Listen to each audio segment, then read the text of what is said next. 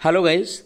एक न्यूज़ चल रही होगी, आई होप आप सब ने सुना होगा कि भारत में इलेक्ट्रिसिटी की प्रॉब्लम आने वाली है। किसकी प्रॉब्लम? इलेक्ट्रिसिटी की। क्योंकि भारत में जो कोयला था, जो कोयला स्टोर किया गया था, वो ऑलरेडी ख़त्म हो चुका है। अब एक्चुअली ये क्यों, इसके पीछे का रीज़न क्या है, ये एक्चुअल में सही क्या है, मैं आज उसके बारे में आपको बताऊंगा। तो बेसिकली क्वेश्चन यही है कि क्या सच में भारत में इलेक्ट्रिसिटी की प्रॉब्लम आएगी। चलिए हम लोग इस पर विस्तार से न्यूज़ को कवर करते हैं। देखिए, कुछ मैं आपको पॉइंट्स बता देता हूँ। 3 थर्मल पावर प्लांट जो कि थे पंजाब में, वो शट कर दिए गए, मतलब बंद कर दिए गए हैं। 4 केरला में बंद कर दिए गए हैं और 13 पावर प्लांट आपके महाराष्ट्र में बंद हैं। और सब बंद क्यों है? क्योंकि कोल की शार्टेज हमारे यहाँ क्या है, हमारे यहाँ कोयले की कमी हो गई है। तो चलिए हम लोग, ये बेसिक बातें हो गई, चलिए हम लोग पूरा न्यूज़ कवर करते हैं कि वाकई में ये जो चीज़ें हुई हैं क्यों हुई हैं, और क्या हमें भविष्य में लाइट की समस्या को झेलना पड़ेगा या इलेक्ट्रिसिटी की प्रॉब्लम हमारे यहाँ आएगी, या हम लोग उसको रिकवर कर लेंगे जल्द ही। हेलो माय डियर स्टूडेंट, मेरा नाम है विशाल। स्वागत है आप सभी का विशाल स्टडी रूम पर। आई होप आप सब बहुत अच्छे होंगे। अगर आप नए हैं तो प्लीज़ चैनल को सब्सक्राइब कर लीजिएगा। अगर ऑलरेडी सब्सक्राइबर हैं तो प्लीज़ वीडियो को शेयर कर दीजिएगा अपने सभी दोस्तों के पास, ताकि उनको ऑथेंटिक न्यूज़ ऑथेंटिक सोर्स से मिल सके। आप मुझे फॉलो कर सकते हैं फेसबुक, ट्विटर और इंस्टाग्राम पर। मेरी आईडी है, मेरा लिंक है, आप सर्च करेंगे और फेसबुक और पेज विशाल स्टडी रूम का मिल जाएगा। आप वहाँ भी मुझे फॉलो कर सकते हैं। मैं वहाँ भी वीडियो के लिंक डालता रहता हूँ, वहाँ से भी आप विजिट करके मेरी सारी वीडियो देख सकते हैं। चलिए शुरुआत करते हैं न्यूज़ की। सबसे पहले मैं एक बेसिक पॉइंट आपको ये बताना चाहूँगा कि भारत में कोल से लगभग 52.1% लाइट पैदा की जाती है। 52.1%, मतलब ओवरऑल अगर 100% लाइट प्रोड्यूस होती है तो 52% कहाँ से आता है? कोयले से। कहाँ से आता है? कोयले से। मतलब कोयले की मदद से जो विद्युत प्रोड्यूस की जाती है वो आपकी है 52%।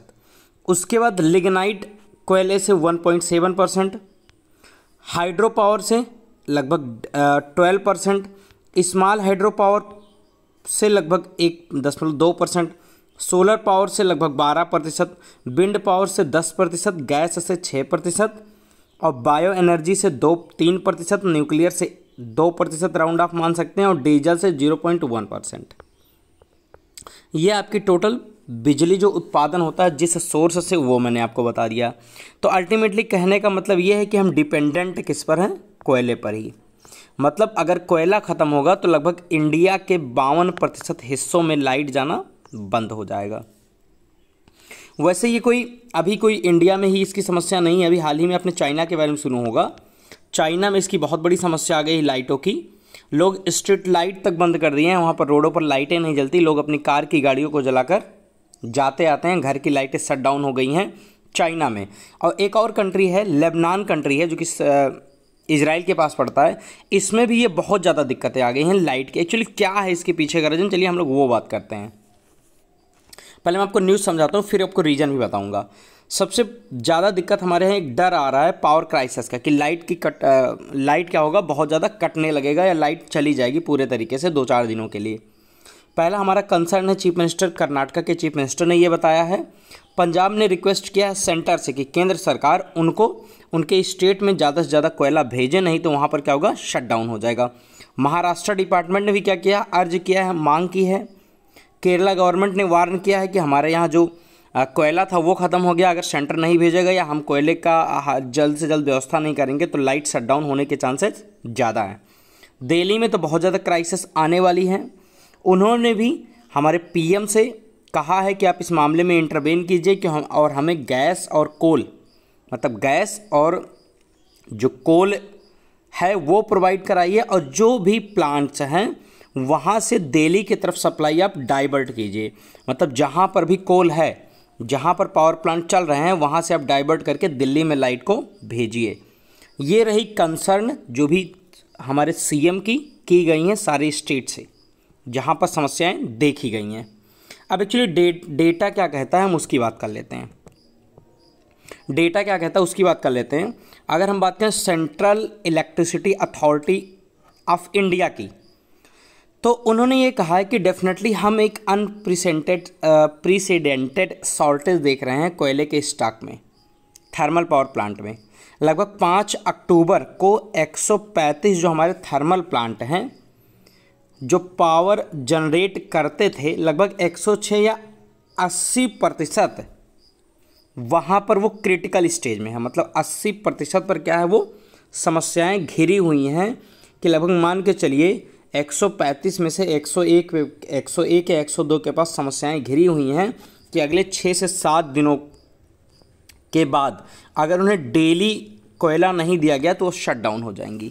कहने का मतलब ये है कि 6 से 7 दिन के पास उनके पास कोयला बचा हुआ है, बाकी अगर डेली कोयला पहुंचता रहेगा तब तो चलती रहेंगी, ना तो ये बंद हो जाएंगी। और इनके बंद होने से लगभग इंडिया के लगभग 50% पार्ट में लाइट नहीं जा पाएगी या इलेक्ट्रिसिटी की शॉर्टेज आ जाएगी। अच्छा, ये 5 अक्टूबर की न्यूज़ है। अब मैं कवर इसको कर रहा हूँ, आज है 13 अक्टूबर, आई होप 13 अक्टूबर ही है।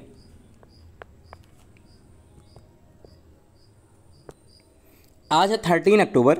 डेफिनेटली अभी तक क्या हुआ, ये जो कोयला रिजर्व था 6-7 दिनों का, ये ख़त्म हो गया। अभी जो इलेक्ट्रिसिटी हमें मिल रही है, तो जो हमारी ट्रेनें हैं वो हर दिन कोयले विदेशों से और जहां हमारे कोल कारखाने हैं वहां से ला रही हैं और पावर प्लांट को दे रही हैं और पावर प्लांट चल रहा है। अगर किसी भी दिन बाई चांस ट्रेन लेट हो गई या किसी कारणवश ट्रेन कोयला नहीं ले पाई तो उस क्षेत्र में पूरे तरीके से लाइट तब तक के लिए कट जाएगा जब तक उनको कोयला प्रोवाइड नहीं किया जाएगा। वाकई में ये थोड़ी सी हमारे लिए क्रिटिकल कंडीशन है, हमको इसे मैनेज करना है। हालांकि हमारी पावर मिनिस्ट्री का क्या जवाब है वो मैं बता देता हूँ।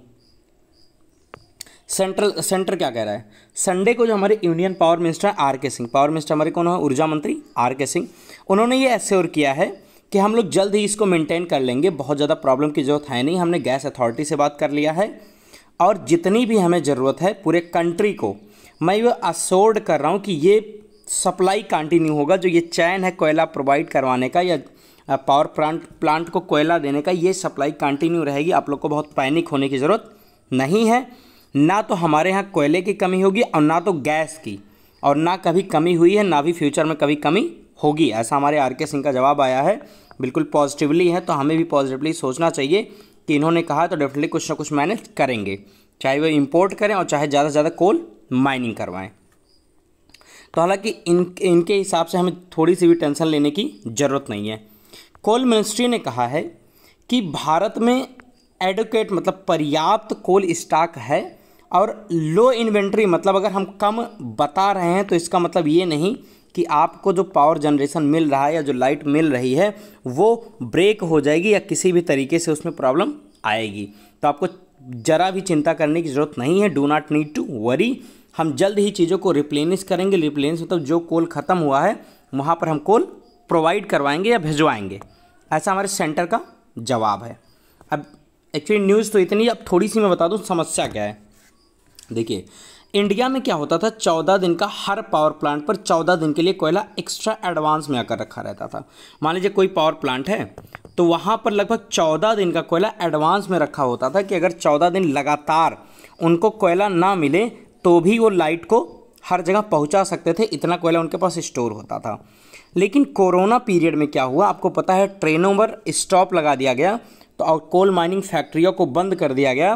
तो हमारे यहाँ इंपोर्ट लगभग बंद हो गया था, हर देश में बंद हो गया था। तो हम लोगों ने क्या किया, कोयला दूसरे देशों से नहीं मंगवाया, अपने ही देशों से कोयला जो भी मिला वो मंगवाया। तो क्या हुआ, पूरे 2 साल के लॉकडाउन में हम लोग कोयला, अच्छा फैक्ट्रीज बंद हो गई तो जो कोयला फैक्ट्रियों में जाता था, उद्योगों में जाता था, वो भी हमारे पास बचने लगा। तो हम एक्सपोर्ट और कोल माइनिंग को भी कम कर दिए। लेकिन सडनली जब सारी चीज़ें चलने लगी तो ये जो कोल इकट्ठा था ना, अब मान के चलिए जो कोल था 14 दिनों का, अब जो कोयला है वो इंडस्ट्री में भी तो ज़रूरत लगेगी।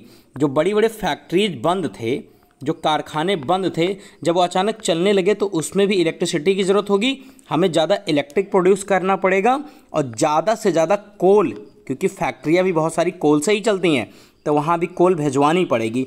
तो जैसे ही लॉकडाउन ख़त्म हुआ हमने कोयले का, हमारे यहाँ जो कंजम्पशन था या उपभोग था वो बहुत ज़्यादा बढ़ गया और इसी वजह से हमने कोयले को इंडस्ट्री में पहुँचाया और उस हर जगह पहुंचाया जहां उसकी ज़रूरत थी।